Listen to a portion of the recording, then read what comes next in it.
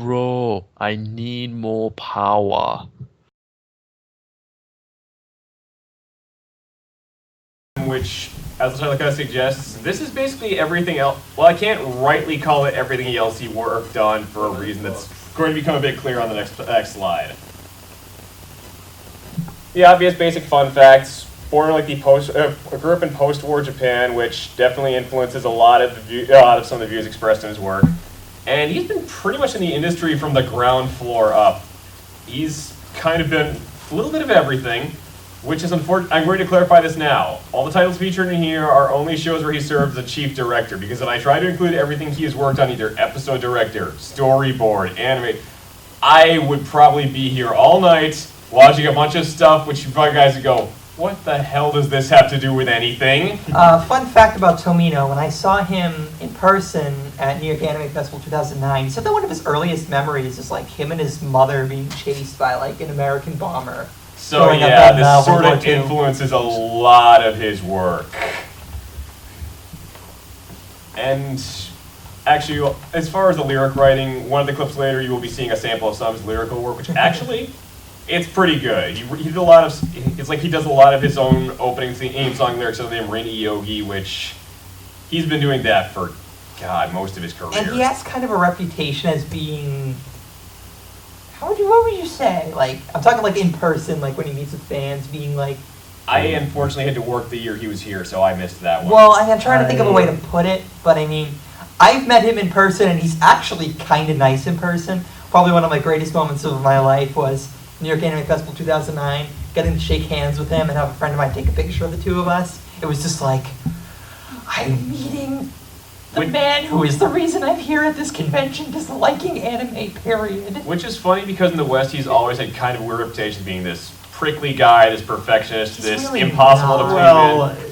You're hearing that from like Neil Nadelman, who has to translate that stuff. Well, and works with him. It's a mix of that and the people who hear him talking about certain things, they're convinced he's old man yells at cloud, or he just says things like he doesn't think Attack on Titan is necessarily one of the best things ever, or he feels like maybe people could be doing other things with their time besides video games, so... Which he spends his... And he actually said during his panel, like, I don't think you should be wasting all of your time playing video games, but don't listen to me because I waste all my time playing video games. Oh, and I'm going to be perfectly honest, I don't think all of his opinions on Attack on Titan are wrong. The art in that manga really does look really rough. It's bad. Besides, Attack on Titan is just novel fan fiction. It kind of is. He's admitted that. Anyway, again, we're going off of his chief directorial works, mostly in chronological order, which started in 1972. With one of only 2 shows he did based off somebody else's creation. Triton of the Sea was very loosely based on a manga by Osamu Tezuka of the same name, and actually, I have a less than subtle plug now. If you go down to Comicopia, they have volume 1 of the manga here. They don't have volume 2 because I shamelessly poached their last copy earlier today. And I'm going to be honest, as an adaptation, it has very little in common. They share the loose overall story. Triton is basically... Actually, I'm going to make one quick note before that. Anybody who's familiar enough with... I believe it's katakana, is it? You're looking at the title and realizing, yeah, I'm not pronouncing Triton the way the show does. That's because anybody who's... a lot of the Greek mythology in Japan pronounces weird. Anybody who's watched Zeta Gundam already recognized that with the Tetons. Well, they pronounce it closer to like the original Greek. Yeah. Yeah, so for the sake of ease, both for you guys and myself, I'm not going to pronounce things like Toriton, Poseidon, Prometheus. Anyway, Tons. But basically the upshot is you find out Triton is the last of his race, also, awkwardly enough, called the Triton Clan, who were wiped out by Poseidon years ago. And in both versions, it's the idea of basically, he's trying to settle the score, Poseidon is trying to hunt him down. Triton of the Sea kind of, the anime version changes up a lot. Initially the manga had a much bigger element of the conflict between the ocean world and the human world. The human world factors into a couple of episodes of the series, but largely it's, after the first episode, Triton leaves his fishing village, it's pretty much all on the ocean, it's this vendetta. Probably the most Tomino change of the whole thing, which kind of affected the ending, is with regards to the knife you see him holding there. In the manga, it's just a short sword. It's a really ineffectual weapon. He uses a lot of throwing knives, but it's a pointless weapon. Here they actually made it into this weapon called the Aura Halcon, which is, it's supposed to be this energy dagger, And they kind of slowly build up just how ridiculously powerful this thing is. Like, at first, it's just this glowing knife. It gives off warmth. He'll start stabbing people with it, and you'll watch the body essentially just evaporate. It'll vanish on the spot. There's an episode early on where he decides he's going to try and use this thing to cut lumber. He hits the side of a tree. The tree explodes. And it kind of turns into the classic Tomino thing of, you've got all the power. Oh, crap, you have all the power.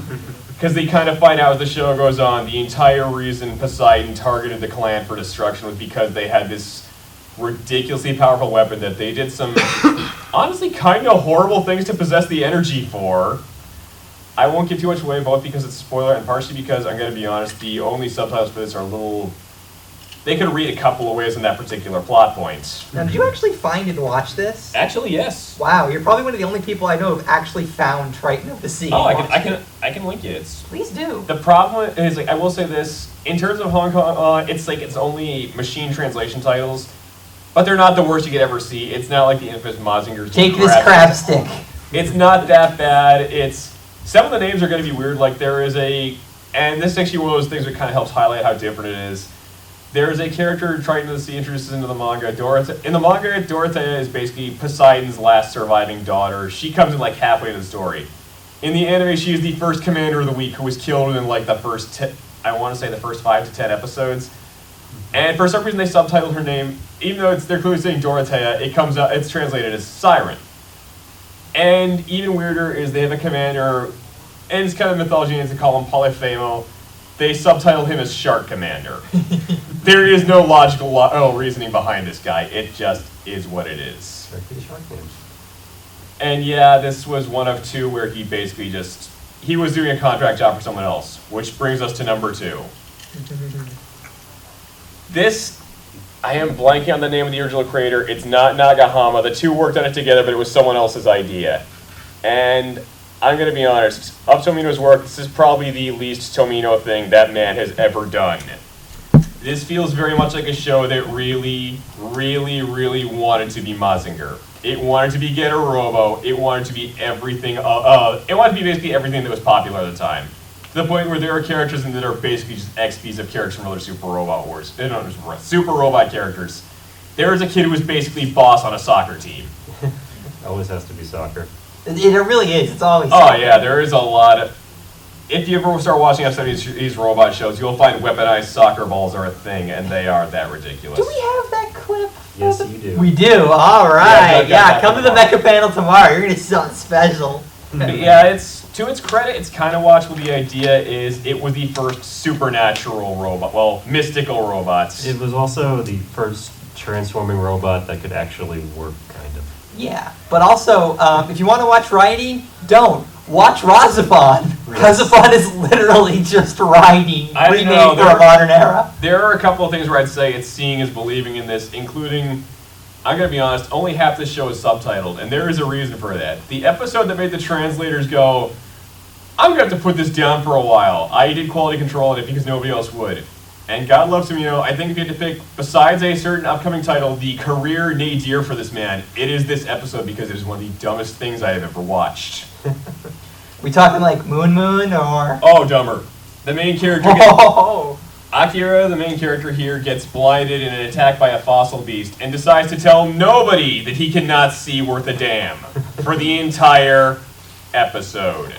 That actually kind of happens in Getter Robo, so I'm not surprised.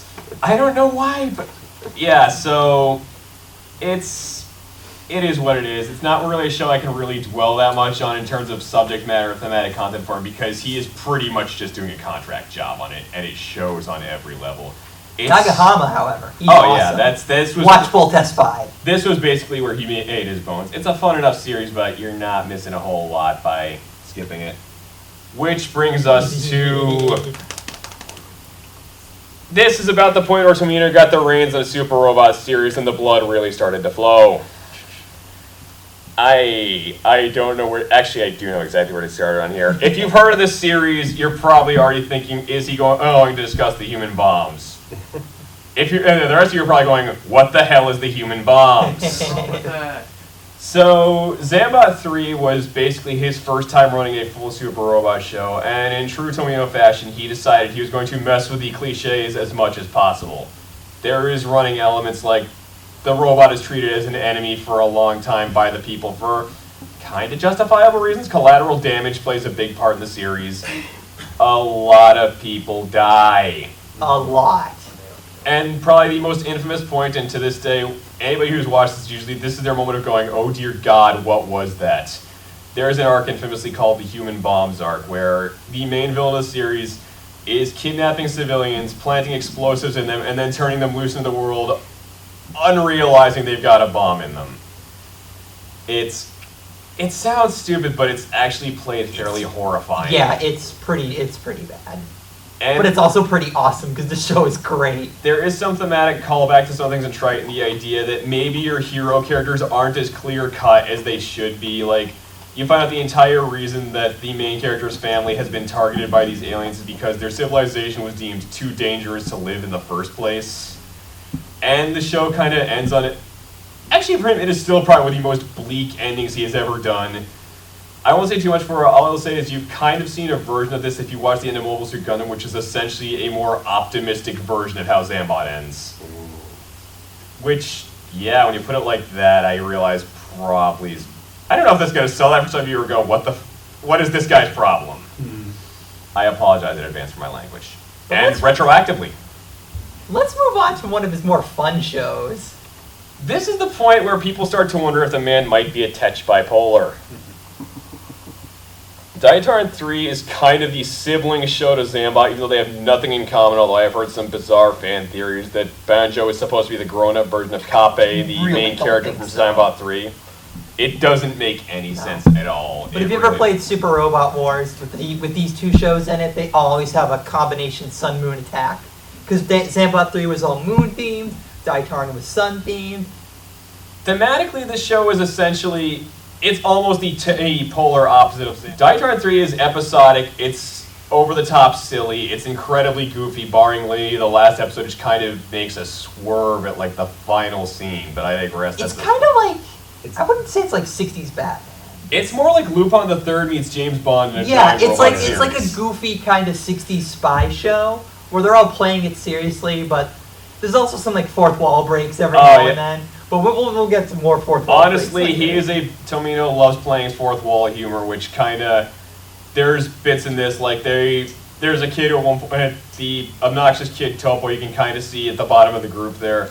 There's an episode where the group gets kidnapped. He's wondering why they aren't bringing him in to interrogate him. A guard just shrugs and goes, "We know we're not getting anything from a sidekick. Shut up, kid." And he kind of takes that personally. Also, Tomino back in the 80s had kind of, with one, I guess the exception of Gundam, which was kind of like in the middle as far as tone goes, he would do a dark show, then a goofy show, then a dark show. He'd always kind of turn to a lighter show to sort of ease up. Actually, he's not the only person who's done it, like going a guy made Mazinger to kind of take the heat off when he was working Devilman. Yeah. And this actually explains Double Zeta for a lot of people, because it was kind of like, well, I've just murdered half my cast. I suppose you should probably do it. Let's do some comedy, lighten the room up, everyone. But Yeah. first, a clip show. People are always so mean to Double Zeta. Double Zeta's fun. It's got its flaws, I mean, but yeah, it's not It's not the nadir of the franchise. I will say there are more 80s mecha shows that are double Zeta than they are Zeta.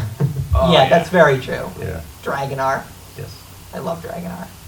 So anyway, after this happens, Gundam comes along, completely changes the parallel. It changes all sorts of crap. The rules are off the table, and in the wake of that, he introduces his next series, Oh boy. Space Runaway Ideon, which I'm gonna be honest, rewatching this. This is kind of one of those shows which sort of gets filed under his Tomino just murders a lot of people shows. And I feel like that's kind of dismissive because it misses out on the fact that there's a lot going on here. Besides that, it's a first contact storyline. This is actually one of the few shows he does where there isn't really an explicit war going on.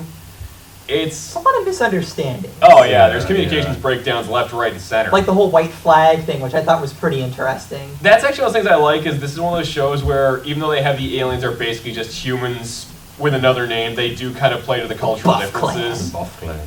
Best name.